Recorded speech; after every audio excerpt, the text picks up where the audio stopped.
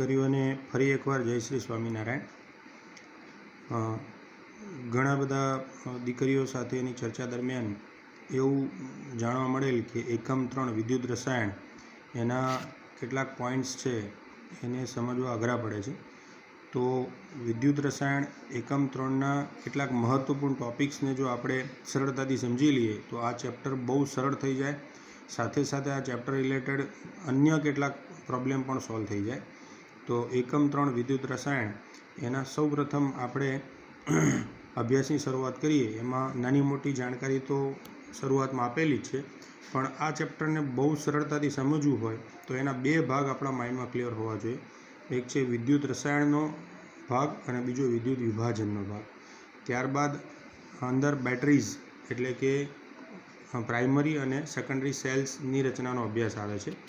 વિદ્યુત રસાયણનો જે ભાગ છે જેને આપણે ઇલેક્ટ્રોકેમિસ્ટ્રી કહીએ છીએ, આ ઇલેક્ટ્રોકેમિસ્ટ્રીને સમજવું હોય તો સૌ પ્રથમ આપણે જવું પડે 11 સાયન્સના ચેપ્ટર નંબર 8ના 277 અને 278 નંબરના પેજ ઉપર.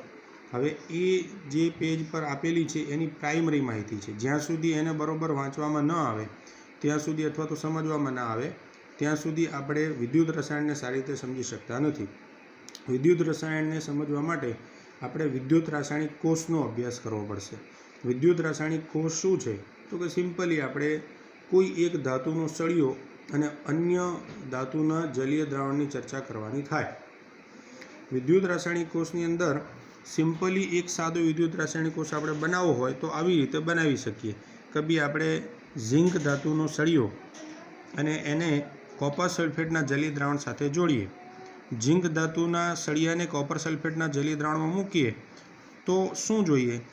પહેલાં તો યાદ રાખો કે કોપર સલ્ફેટનું જલીય દ્રાવણ બ્લુ રંગની છે, એ આપણને ખબર છે. ઝિંક ધાતુનો સળિયો છે એને આપણે એમાં મૂકીશું. અડધો કલાક, કલાક, સવા કલાક, 1.5 કલાક પછી જોશું તો ઝિંક ધાતુનો જે સળિયો છે એ ખવાઈ ગયો હશે અને કોપર સલ્ફેટનું જે જલીય દ્રાવણ છે જે બ્લુ કહેતા આછા વાદળી રંગનું છે એ દ્રાવણ ક્રમશઃ વાદળી રંગમાંથી કલરલેસ દ્રાવણમાં ટ્રાન્સફર થઈ ગયું હશે. આવું કેમ થયું? તો એનું સીધું સાદું કારણ એવું છે કે એમાં નીચેની પ્રક્રિયા થઈ હોવી જોઈએ. ઝિંક જે ધાતુ સ્વરૂપે અસ્તિત્વ ધરાવે છે એને કોપર સલ્ફેટમાંના Cu+2 ધાતુ આયન સાથે પ્રક્રિયા થઈ, એમાંથી Zn+2 બન્યો અને Cu+2 છે એનું રૂપાંતરણ Cu સોલિડમાં થયું. હવે એનો સીધો અર્થ આપણે એવો કરવાનો થયો કે ઝિંક ધાતુ Zn+2માં ટ્રાન્સફર થઈ એટલે કે એણે 2 ઇલેક્ટ્રોન ગુમાવ્યા અને Cu+2 એ 2 ઇલેક્ટ્રોન મેળવ્યા. જેણે 2 ઇલેક્ટ્રોન મેળવ્યા છે એ ધાતુ બન્યું. તો તમે ધ્યાનથી જુઓ તો આ જે ઝિંકનો સળિયો છે જેમ ખવાતો જશે એમ કોપર સલ્ફેટમાંથી Cu+2નું રૂપાંતરણ કોપર ધાતુમાં પણ થતું જવાનું છે. હવે આ ક્રિયા શક્ય બની એનો સીધો અર્થ કે વિદ્યુત રાસાયણિક પ્રક્રિયા શક્ય બની. અને વિદ્યુત રાસાયણિક પ્રક્રિયા શક્ય બની એને કારણે વિદ્યુત રાસાયણિક કોષની આખી રચના શક્ય બની અને એક પાત્રમાં રહેલો વિદ્યુત રાસાયણિક કોષ કહેવાય. હવે આવી જે પ્રક્રિયા શક્ય બની એને પ્રત્યક્ષ પ્રક્રિયા કહેવાય. પ્રત્યક્ષ પ્રક્રિયા એટલે કે તમારી નજર સામે કલર ચેન્જ દ્રાવણનો થઈ રહ્યો છે, પણ આ પ્રક્રિયાનો તમને કોઈ સ્પેસિફિક ફાયદો નથી થતો. પરંતુ જો એને હું ખરેખર ફાયદો લેવા માગતો હોઉં તો મારે એને 2 જુદા જુદા અર્ધકોષમાં રૂપાંતરિત કરી દેવું જોઈએ. હવે 2 જુદા જુદા અર્ધકોષમાં રૂપાંતરિત કરી દેવું એટલે શું? તો તમે જોશો 278 નંબરના પેજ ઉપર જ વિદ્યુત રાસાયણિક કોષ 11 સાયન્સની બુક 278 નંબરનું પેજ પાર્ટ 2. તો એમાં તમે વિદ્યુત રાસાયણિક કોષ જે જુઓ છો એની અંદર તમને સ્પષ્ટતા કરી છે અને એમાં તમે સરળતાથી જોઈ શકો છો. એમાં જે આકૃતિ આપેલી છે એ જ આકૃતિ તમને 12 સાયન્સની આપણી પાર્ટ 1ની બુકના ચેપ્ટર નંબર 3ની અંદર 66 નંબરના પેજ ઉપર અહીંયા પણ એ જ આકૃતિ આપી છે. સીધો સાદો અર્થઘટન કરતાં શીખો કે વિદ્યુત રાસાયણિક કોષને સમજવા માટે તમારે પહેલાં 11 સાયન્સમાં જવું પડશે.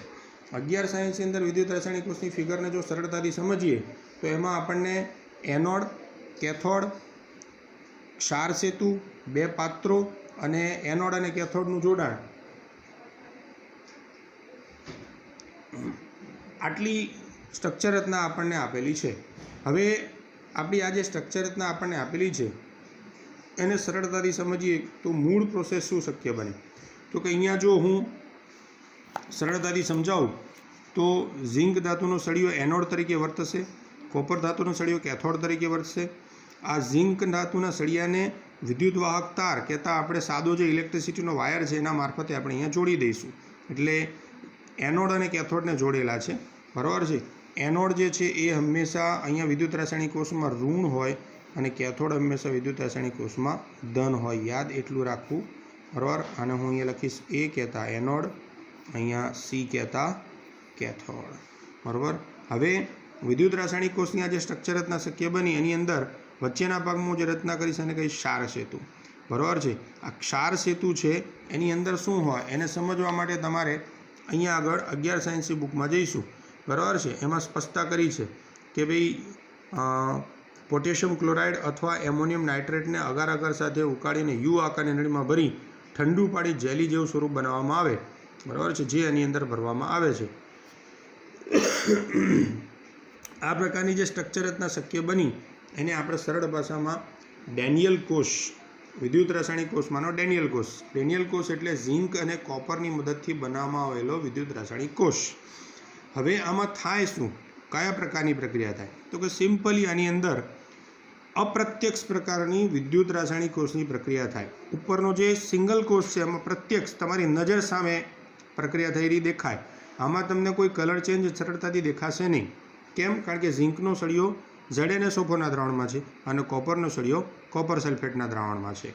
હવે પહેલાં પહેલું થશે શું, તો કે સૌથી પહેલાં અહીંયા આગળ થશે એ કે ઝિંક ધાતુનો જે સળિયો છે એમાંથી Zn સોલિડ એમાંથી Zn+2 આયન બનશે, 2 ઇલેક્ટ્રોન મુક્ત થશે. આ પ્રક્રિયા હું કહી દઈશ ઓક્સિડેશન અર્ધ પ્રક્રિયા.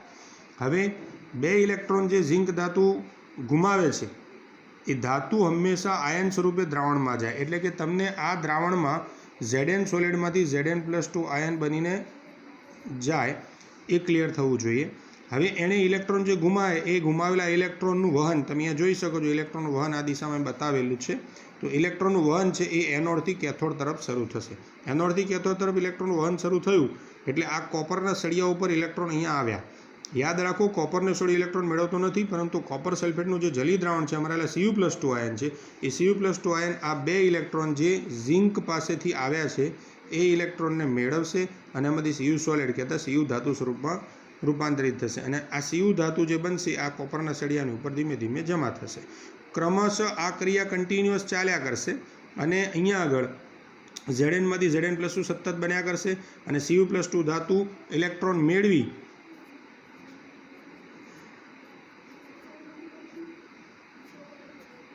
અને આની ઉપર ક્રમશઃ જમા થયા કરશે.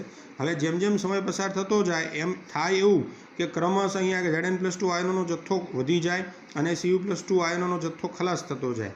હવે આવું થાય તો એના કારણે પ્રોબ્લેમ એવો થાય કે થોડા સમય પછી આ વિદ્યુત રાસાયણિક કોષની પ્રક્રિયા અટકી જાય. આવું ના થાય એટલા માટે જે સ્ટ્રક્ચર રચના આપી છે અંદર એ દ્રાવણોને જોડતું જે અહીંયા સ્ટ્રક્ચર આપ્યું છે એને સોલ્ટ બ્રિજ કહેતા ક્ષાર સેતુ. અને આ ક્ષાર સેતુમાં આપણે કહ્યું એ પ્રમાણે એમોનિયમ નાઇટ્રેટ અથવા પોટેશિયમ ક્લોરાઇડ, બરાબર છે, એની અંદર ભરવામાં આવે. ક્ષાર સેતુનું મુખ્ય કાર્ય શું છે, તો ક્ષાર સેતુનું મુખ્ય કાર્ય છે કે આ અહીંયા આગળ બંને બાજુ અહીંયા આગળ જે આયનોની સંખ્યા વધી ગઈ છે એ આયનોની સંખ્યા છે એ વધેલી આયનોની સંખ્યાને અહીંથી ખેંચી લેવામાં આવે છે. Zn+2ની સંખ્યા વધી હશે, અહીંયા સલ્ફેટ આયનની સંખ્યા વધી ગઈ હશે SO4 એને ખેંચી લેવામાં આવે અને એના કારણે થઈને આયનોનો જથ્થો અહીંયા ઓછો થાય તો આ ફરીથી પાછું Znમાંથી Zn+2 બનવાની ક્રિયા, બરાબર છે, અને અહીંયા Cu+2 બહુ સરળતાથી Cu ધાતુ બનવાની ક્રિયા ચાલુ થાય.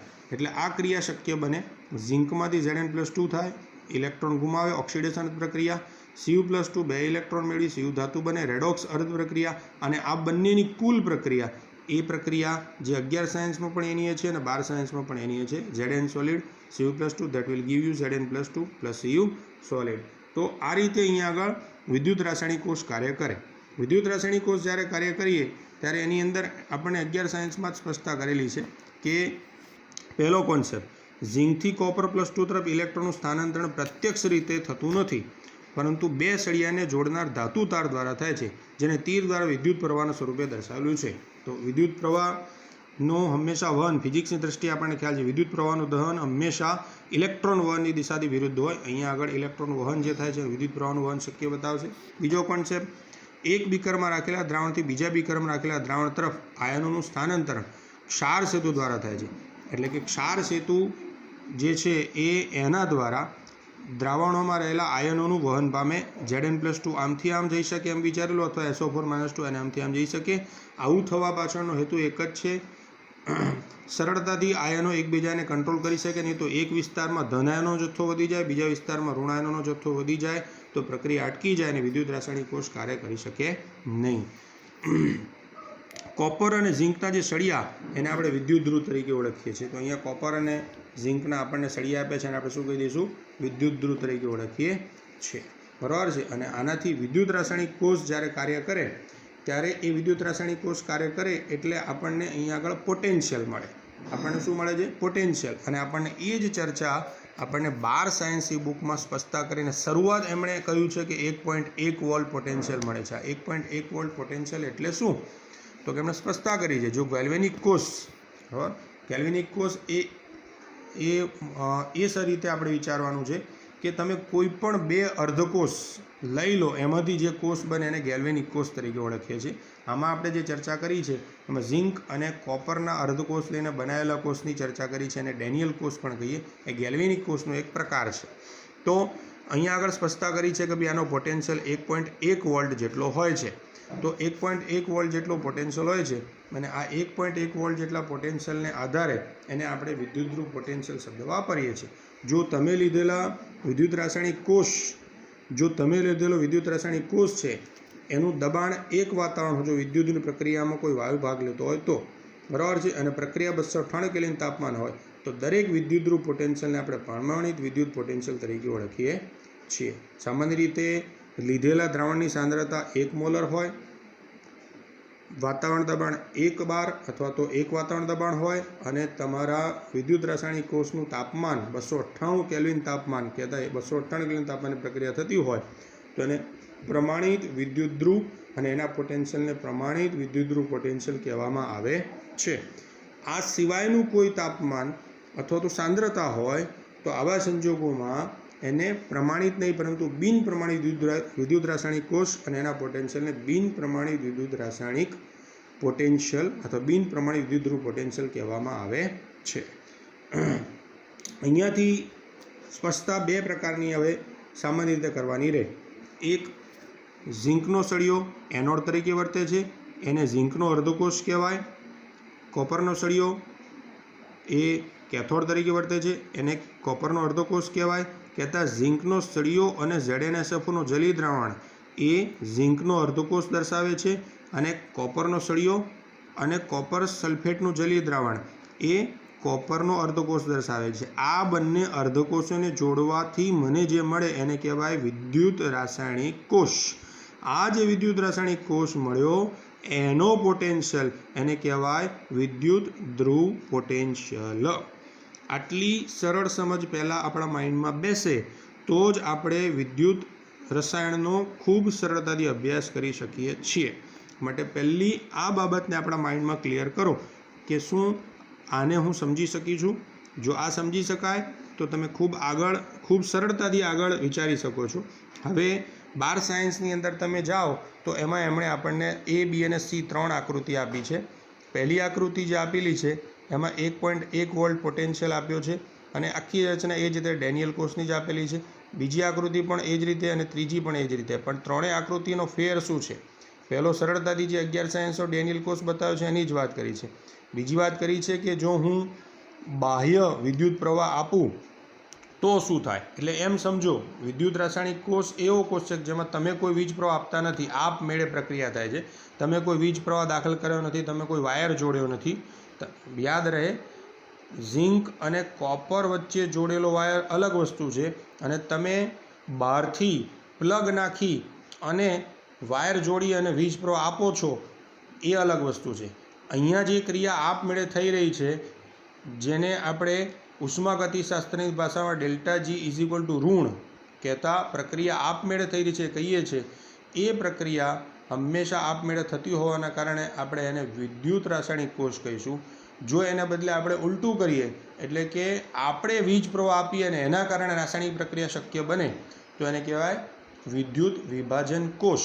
તો આ પહેલી, બીજી અને ત્રીજી આકૃતિ દર્શાવી છે એમાં એવું કહેવા માગે છે કે પોટેન્શિયલ 1.1 વોલ્ટ છે, એની સામે આપણે સામેથી વીજ પ્રવાહ ઉલટી દિશામાં આપીએ એટલે કે ઝિંક તરફથી ઇલેક્ટ્રોનનું વહન કોપર તરફ થવાને બદલે આપણે એવું કરીએ કે કોપર તરફથી ઇલેક્ટ્રોનનું વહન ઝિંક તરફ કરવા લાગીએ.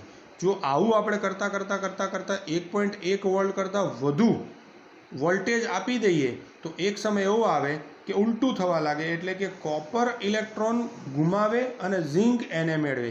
આ ક્રિયાને કહેવાય વિદ્યુત વિભાજન.